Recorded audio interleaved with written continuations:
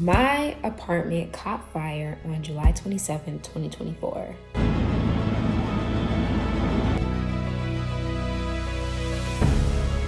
My unit destroyed. Everything's gone. Everything. All of my possessions, goodbye. Think to yourself one day that you would step outside your apartment and never see any of those things, never see the inside of your place ever again. Everything that I worked hard to, achieve and gain, it feels like it's just gone. But I'm trying not to have that mentality. I'm trying to it's just hard in the moment.